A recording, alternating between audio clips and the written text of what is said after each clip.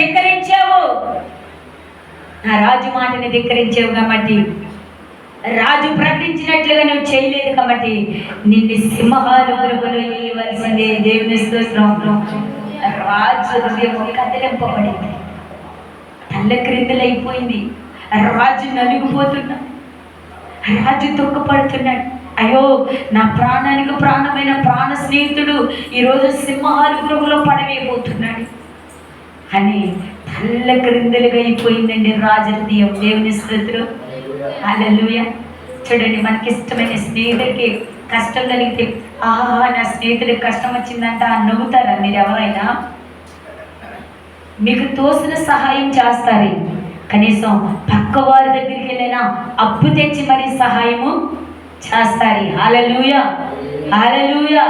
ప్రియ సహోదరి సహోదరుడా, ఎందుకు మాట చెప్తానంటే ఈ బంధము ఎవరు విడదీయలేని అనుబంధము. దేవుని స్తోత్రం. హల్లెలూయా. దానియేలు దేవునితో సహవాసం కలిగిన వ్యక్తి.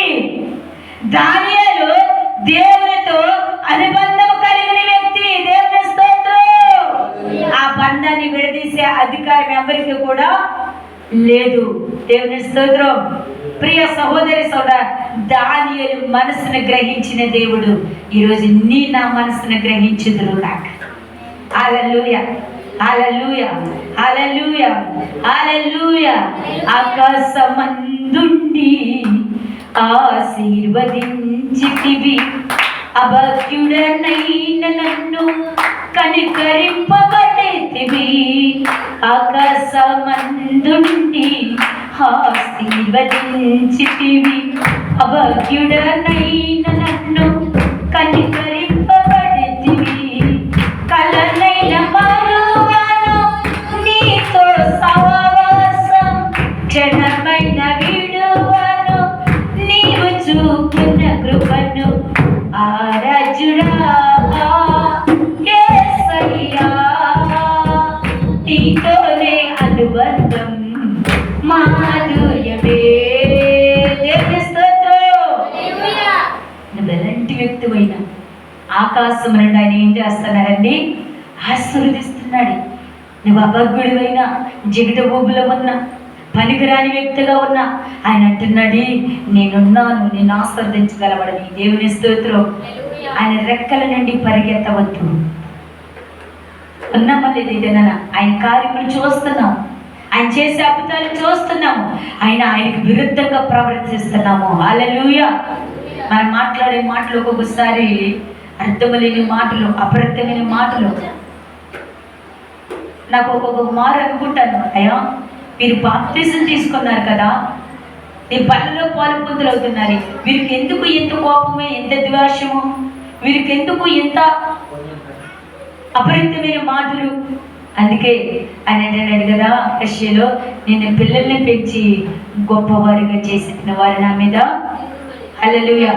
ఓ ఆకాశమా ఆలకించవా, ఓ భూమి చెవియొగ్గవా. పిల్లలను పెంచి గొప్పగా చేసి తిని వారు నా మీద తిరుగుబాటు చేసి తిరిగి. ఓ ఆకాశమా ఆలకించుమా, ఓ భూమి చెవియొగ్గుమా. దేవుని స్తోత్రం. ఆయన పిల్లల్ని పెంచి గొప్పవారిగా చేస్తే ఏం చేసేదండి? తిరుగుబాటు చేస్తారు. అందుకే మరలా చదివింది దానియేలు గ్రంథం త్వరగా. అంతటి రాజు ఆజ్ఞేయముగా సింహపు గృహలో పడదోసిరి. అబ్బా ఎంత గొప్ప మాట అండి. నువ్వు అనుదినము తప్పగా క్షేమించుచున్నా నీ దేవుడే నిన్ను రక్షించి. గట్టిగా చప్పట్లు కొడతాను. హల్లెలూయా, హల్లెలూయా, హల్లెలూయా. సింహాల గృహలో దానియేలుని వేసేస్తుంటే రాజు అంటున్నాడు, దానియేలు నువ్వు అనుదినము ప్రార్థిస్తున్నా నీ దేవుడే నిన్ను రక్షించును. మన శ్రమలో ఉన్నప్పుడు ఏమంటాం? మా బాధపడద్దు, మీ దేవుడు గొప్ప దేవుడు, మన దేవుడు తప్పక రక్షిస్తాడు. దేవుని స్తోత్రం. నాకు నిన్న మొన్నటిదైనా నా ఫోన్ చేస్తారు. మా చెల్లి వాళ్ళు భయంకరమైన హిందువులు, మా మధ్య గారు వాళ్ళు సాష్టంగా బోర్లుగా పండుకుని శ్రావణ శుక్రవారాలు ఉపవాసం తరచుగా ఉంటూ పూజలు చేస్తారు. వారు రటల్లమ్మ అక్కడెక్కడో ఎక్కడో బలిస్తున్నారంట. నన్ను రమ్మంటానికి ఫోన్ చేస్తారు. హల్లెలూయా. మా మధ్య గారు ఏంటంటే వాళ్ళు వచ్చినా రాకపోయినా చెప్పాలి, నా అలవాటు. నేను ఒకటి అన్నా, అయ్యా నేను రానులే అంటే సొంత మమ్మరిది కరెక్ట్గా ఆదివారం పెట్టుకున్నారు. ఇది నా మేలుకి, దేవుని స్తోత్రం. అయా ఆదివారం నాకు 2 పరిచర్యలు అయ్యేసరికి ఆ టైం అయితే సరే వదిన, ఏ టైం అయినా సరే వచ్చి కనబడితే పోవడంటే నాకు ప్రేయర్ అయ్యే వరకే 7-6 అయిపోద్ది నాన్న అంటే అప్పుడు ఆయన అన్నాడు, సర్లే ఏదేమైనా మీ దేవుడు గొప్పవాడు. ఎప్పుడూ పాడైపోయిన స్థితిలో ఉన్న మీ జీవితాన్ని బాగు చేసిన దేవుడు. నేను అందరికంటే ఎక్కువగా మిమ్మల్ని నేను నమ్ముతాను. మీరు పడిన కష్టాలు నాకు తెలుసు కాయమంటే మీ దేవుడు గొప్పవాడు అన్నాడు. గట్టిగా చెప్పేవాడు. అది నాకు దుఃఖం వచ్చిందని. ప్రియ సహోదరి సదా కొన్ని వాళ్ళకి నొచ్చుకోకుండా మన మేలుకే కొన్ని వస్తుంటాయి. ఒక రాజు అంట ప్రయాణం చేస్తూ ఉన్నాడంట. దేవుని స్తోత్రం. ప్రయాణం చేస్తున్నాడంట. ఆ పనివారిని తీసుకుని ప్రయాణం చేస్తూ ఉన్నాడంట.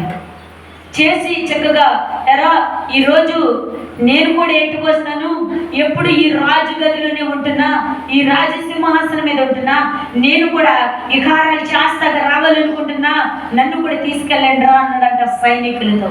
నేను ముగించేస్తున్నాను. తీసుకెళ్ళమన్నప్పుడు వెళ్తే ఒక ఏటని పట్టుకున్నారంట.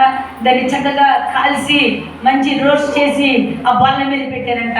రాజు అన్నాడంట, అరే ఎప్పుడు మీరే ఈ ఆటను కొట్టుకుని వస్తున్నారు, మీరే పోగులేస్తున్నారు, నేను ఎప్పుడు చూడలేదు కాబట్టి ఈరోజు దీన్ని నేనే నరుగుతానంట. సరే రాజా అన్నారంట. ఎవరన్నా వద్దంటారా? రాజు మాటలు ఎవరన్నా ధిక్కరిస్తారా?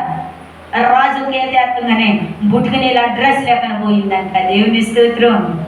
హల్లెలూయా. బుటికనేలు అడ్రస్ లేదంట. హల్లెలూయా. అప్పుడు అన్నంట, అరే మంత్రి నా బుటికనేలు పోయిందిరా అన్నాడంట. మంత్రి అన్నాడంట, రాజా అది మన మేలుకే అన్నాడంట. అప్పుడు నీకు ఎలా ఉంటుంది ఒకసారి గమనించేది. మనకి దెబ్బ తగిలినప్పుడు, నాకు దెబ్బ తగిలింది అన్నప్పుడు, అబ్బా అది మనకి మేలే అంటే నీకు నవ్వు వస్తుందా కోపం వస్తుందా? దెబ్బ తగిలిన